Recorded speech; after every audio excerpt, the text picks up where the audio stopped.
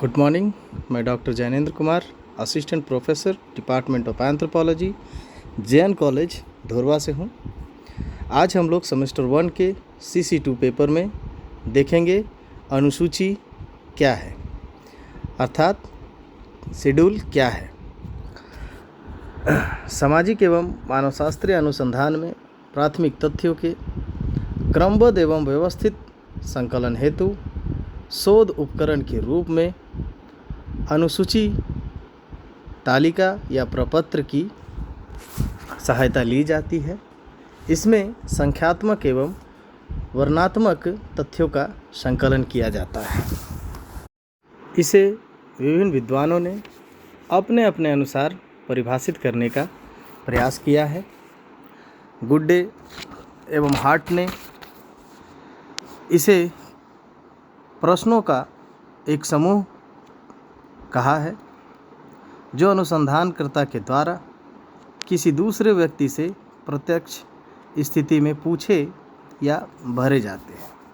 इसी क्रम में बोगार्ट्स के अनुसार अनुसूची उन तथ्यों को प्राप्त करने की औपचारिक विधि का प्रतिनिधित्व करती है जो वैश्विक रूप में है तथा स्पष्ट दिखाई देने योग्य है।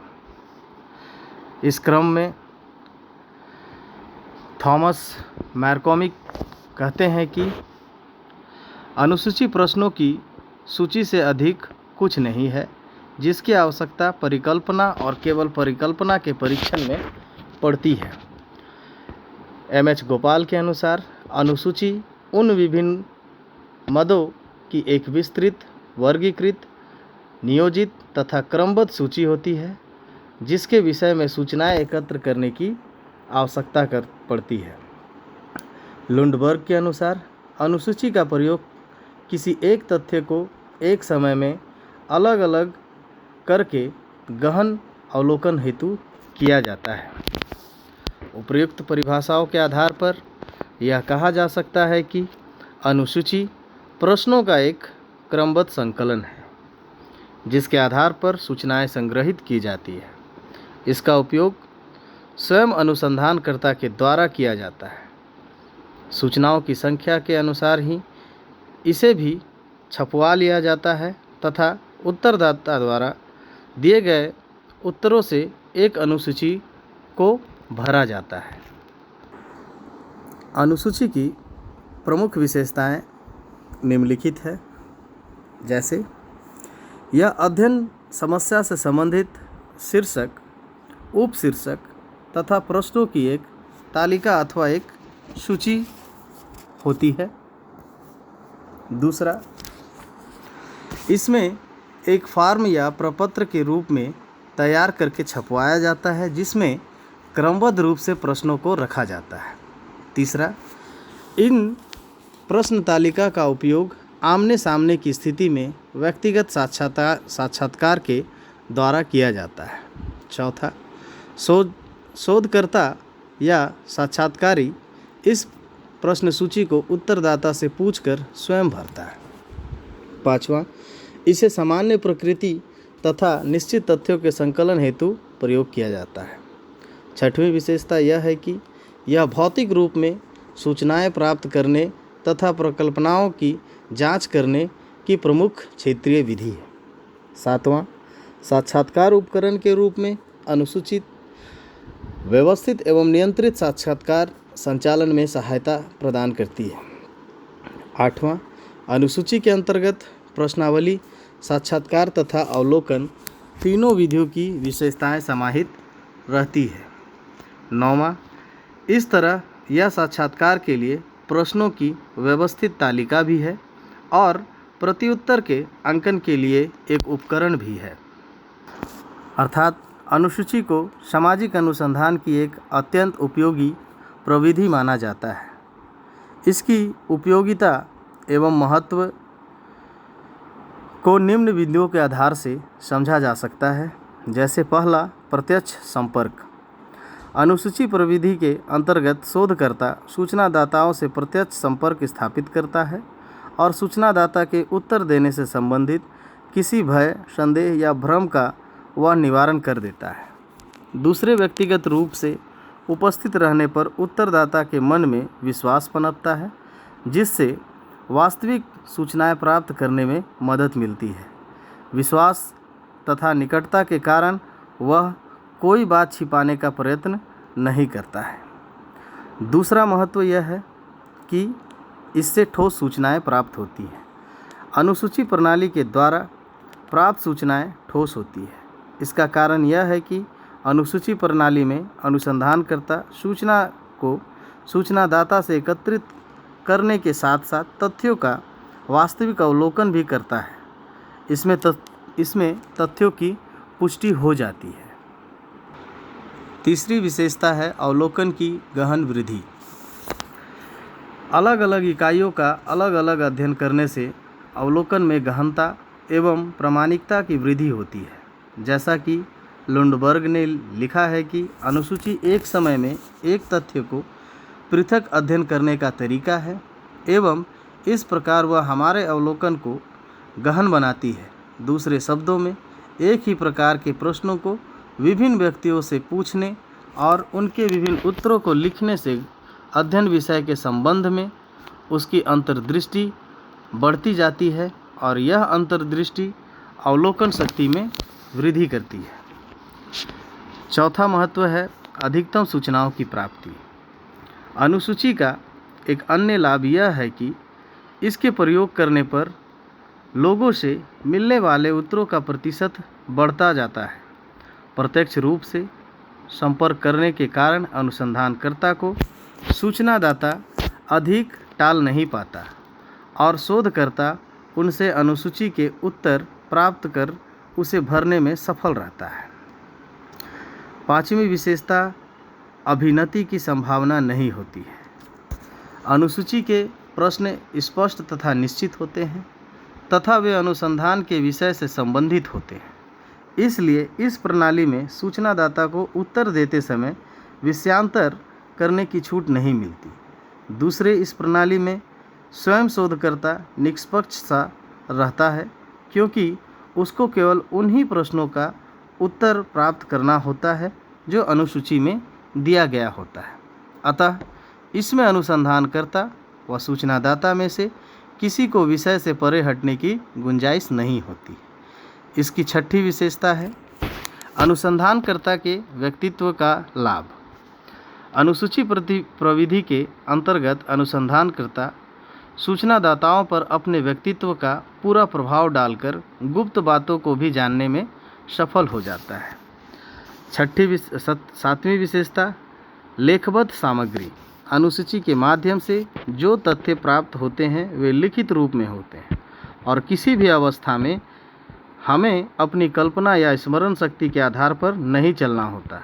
साथ ही अनुसूची के पहले से ही निर्मित हो जाने के कारण किसी भी आवश्यक सूचना के छूट जाने का भय नहीं रहता है।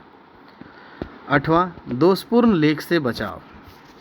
अनुसूची को स्वयं अनुसंधानकर्ता भरता है और वह न केवल साफ सुथरे रूप से भरता है बल्कि उत्तर भरने के इस क्रम में वह सांकेतिक शब्दों का भी प्रयोग कर सकता है।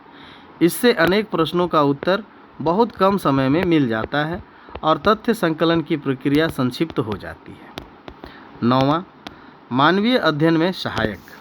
अनुसूची प्रणाली में मानवीय तथ्य छाया रहता है, जिसके कारण सूचना एकत्रित करने की प्रक्रिया अधिक सरल, रोचक तथा आकर्षक हो जाती है। इस प्रविधि में शोधकर्ता और सूचनादाता परस्पर निकट आते हैं। सूचना लेने की प्रक्रिया में दोनों की पारस्परिक अंतःक्रिया अनुसंधान को एक मानवीय अनुसंधान बनाने में सहायक होती है। पीवी यंग ने अनुसूची प्रणाली की उपयोगिता को स्पष्ट करते हुए लिखा है कि अनुसूची को अनुसंधानकर्ता एक पथ प्रदर्शक, जांच के क्षेत्र को निश्चित करने का एक साधन, स्मरण शक्ति को बनाए रखने वाला उपकरण तथा तथ्यों को लेखबद्ध करने का तरीका बनाता है। एम.एच. गोपाल ने अनुसूची के उद्देश्य को बताते हुए लिखा है कि इसका प्रयोग सूचना स्रोत से प्रत्यक्ष रूप से निश्चित परिणाम तथा वैश्विक सूचना प्राप्त करने में होता है। कभी कभी उदाहरणार्थ एक पूर्वागामी सर्वेक्षण में इसे अनुसंधान के प्रोत्साहन हेतु प्रयोग किया जा सकता है। यह प्रामाणिक तथा माप योग्य सूचनाएं प्रदान करती है। इसके प्रमुख उद्देश्य हो सकते हैं, जैसे पहला, अनुसूची का प्रमुख उद्देश्य प्रामाणिक, विश्वसनीय एवं यथार्थ सूचनाएं संकलित करना है। दूसरा, इसका उद्देश्य गुणात्मक तथ्यों को संख्यात्मक तथ्यों में प्रकट कर उन्हें अनुमापन योग्य बनाना है। तीसरा, अध्ययन समस्या के बारे में वैश्विक सूचना संकलित करना है। चौथा, तथ्यों का एक व्यवस्थित क्रम में संकलन करना। पाँचवां, स्थानीय एवं क्षेत्रीय अध्ययन करना। छठवां, अनुसूची में अध्ययनकर्ता की स्मरण शक्ति पर भरोसा नहीं किया जाता, क्योंकि उसकी भी एक सीमा होती है। वह कुछ तथ्य भूल सकता है, इसलिए इसमें प्रश्न लिखित में होते हैं जिन्हें हाथों हाथ सूचनादाता से पूछकर भरना होता है। सातवां, इसमें अनावश्यक तथ्यों के संकलन से बचा जाता है। इस संबंध में विभिन्न विचारकों ने अनुसूची को विभिन्न वर्गों में विभाजित करने का प्रयास किया है। श्रीमती यंग के अनुसार अनुसूची को प्रमुख रूप से 4 भागों में वर्गीकृत किया गया है। पहला, अवलोकन अनुसूची। दूसरा, निश्चयीकरण अनुसूची। तीसरा, संस्था सर्वेक्षण अनुसूची। और चौथा, साक्षात्कार अनुसूची। अवलोकन या निरीक्षण अनुसूची क्या है? इस प्रकार के अनुसूची में अनुसंधानकर्ता को क्षेत्र में जाकर प्रश्न पूछकर सामग्री का संग्रहण नहीं करना पड़ता, वरन स्थिति का अवलोकन या निरीक्षण करके वह स्वयं प्रश्नों के उत्तर को भर देता है। पूरी परिस्थिति का निरीक्षण करने के बाद ही उत्तरों को लिखा जाता है। इस प्रकार के अनुसूची में एक अच्छी अनुसूची के गुण पाए जाते हैं। दूसरा, मूल्यांकन या निश्चयीकरण अनुसूची। इस प्रकार की अनुसूची में मनोविज्ञान, समाजशास्त्र, सामाजिक कार्य आदि में प्रयोग होता है। जब किसी घटना अथवा वस्तु से संबंधित विषयों के संबंध में सूचनादाता की प्रवृत्ति, राय, पसंद, नापसंदगी आदि की गणनात्मक माप करनी होती है, तो इस अनुसूची का उपयोग किया जाता है। इसके द्वारा ऐसी बातों का निश्चय अथवा मूल्यांकन हो सकता है। परिवार नियोजन कार्यक्रम सफल होगा या असफल। परिवार नियोजन में कौन से मनोवैज्ञानिक तत्व कार्य करते हैं। विवाह सफल होगा या असफल। विवाह की संस्था ठीक प्रकार से कार्य कर रही है अथवा नहीं, आदि आदि इस प्रकार के अनुसूची का प्रयोग होता है। तीसरी, संस्था सर्वेक्षण अनुसूची। इस प्रकार की अनुसूची का निर्माण किसी विशिष्ट संस्था अथवा किसी संबंधित संस्था के विशिष्ट पहलू के अध्ययन हेतु किया जाता है।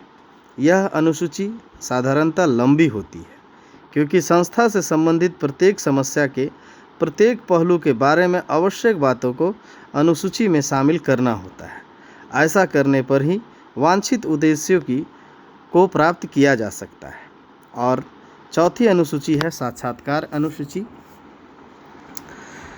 सामान्यतः इस प्रकार की अनुसूची सहायक सूचनाओं की प्राप्ति व संग्रहित सामग्री के प्रशिक्षा अध्ययन के लिए प्रयोग में लाया जाता है।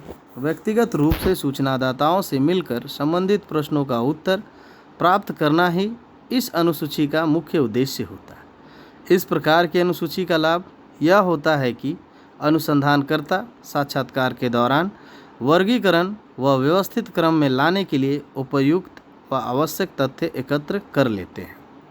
इनके अलावे एक और अनुसूची है जिसे लिखित अनुसूची कहा जाता है। इस प्रकार की अनुसूची का प्रयोग पूर्व प्राप्त लेखों, दस्तावेजों, आत्मकथाओं, डायरियों, जीवन इतिहास, सरकारी व गैर सरकारी लिखित रिकॉर्ड आदि से सूचना एकत्रित करने के लिए किया जाता है। समग्र की इकाइयों की प्राथमिक जानकारी के लिए यह अनुसूची काफ़ी उपयोगी होती है। इस अनुसूची के लिए आवश्यक है कि इस प्रकार के रिकॉर्डों को अधिक से अधिक मात्रा में प्राप्त किया जाना चाहिए और संबंधित तथ्यों की खोज अथवा छानबीन करने के बाद ही अनुसूची में प्रश्नों का उत्तर भरा जाना चाहिए। आज के लिए इतना ही, धन्यवाद।